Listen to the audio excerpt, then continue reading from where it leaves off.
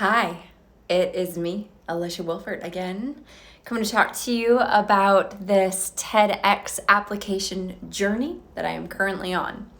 So if you were following along with me last week, I was trying to figure out how to tell my story in 5 words. And the 5 words that I came up with, failure is a sacred right. Failure will either happen to you or for you. So viewing failure as a sacred ritual will make failure fuel and propel you into success and what happens next. So that is my kind of thesis for this particular application. So what happens is that the first TEDx application that I'm currently working on, I've got one that's due on Thursday, but I wanted to get through the Greensboro one first. Greensboro's is not due until April, but I just want this one done. It's really interesting, the questions that they ask. So the first question that they ask after they ask about your social media followings, they ask, what's your big idea worth spreading? So and you only have 250 characters, not 250 words, 250 characters, right?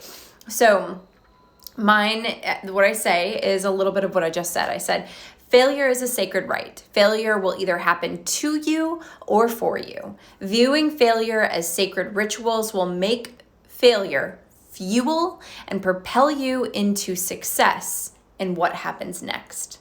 That is 186 characters, for the record, if you were curious. And then they ask how you are a part of this idea. So I'm still playing with this, but this one is what I have so far. Failure shows me what's next. In my relationship with failure, I've learned honoring failure is the fastest way to success. 3 different interviews for management, never landing the job, gave me the courage to finally leave that company. 1 failed business led me to a currently successful business. I know firsthand, failure fuels success. In my positive psychology certification, I learned the science of post-traumatic growth that can happen after traumatic failure when framed correctly. So that's kind of what I'm playing with. And that is what I just read you is actually exactly 500 characters. So there might be some wordsmithing that I need to do, some playing along with things, but so far that's where we are.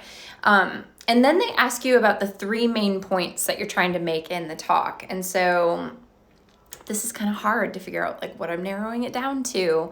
But I said that the first main point, failure will happen to all of us at some point in our lives. Failure is a cycle. We can even see it in nature. When everything withers and dies in nature, it's failing, right? Failure can happen to you or for you. You choose. I'll show you the process of harnessing failure for you to succeed in what happens next. So Greensboro's theme is what happens next. What happens next? My second main point is we must frame our failures. There's a process of transforming failure into fuel for post-traumatic growth.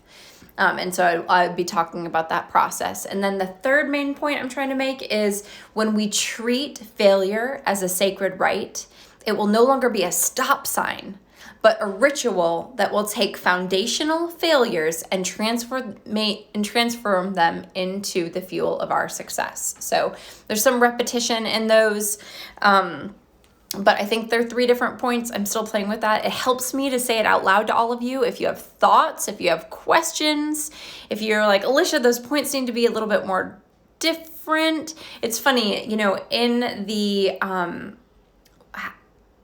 in their question of like, what's your big idea worth spreading? And they only give you 250 characters. You've got to say your point quickly. And then how are you part of this idea? They're asking like, what life or professional experiences brought you to this idea?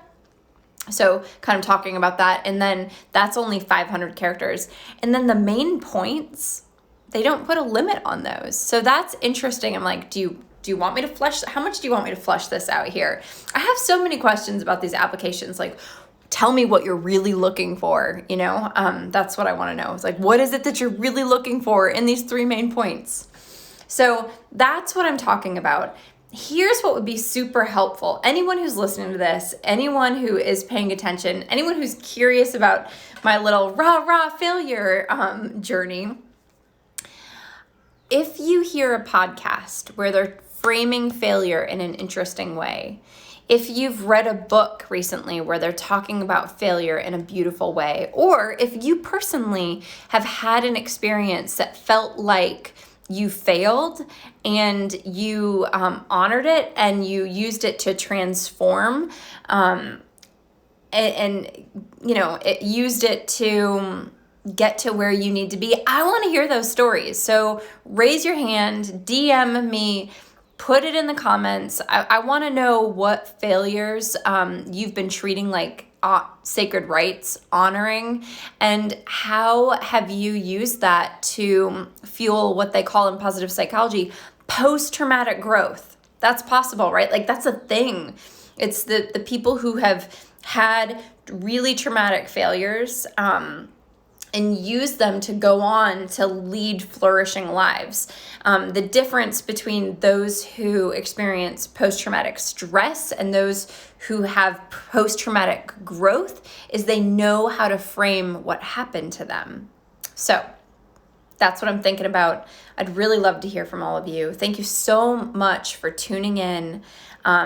Send me what you're listening to. Like I said, if you hear a podcast where they're talking about failure, I got a great idea recently from Alyssa McKim. She was like, Alicia, go back and listen to this podcast. And I did, and it gave me really good food for thought. Or if there's a book that you're reading that talks about failure, send it my way. If you hear anything interesting, if you have an interesting story about failure, I want to hear it. DM me, let me know, let's talk. All right. Have a great day. Thanks so much.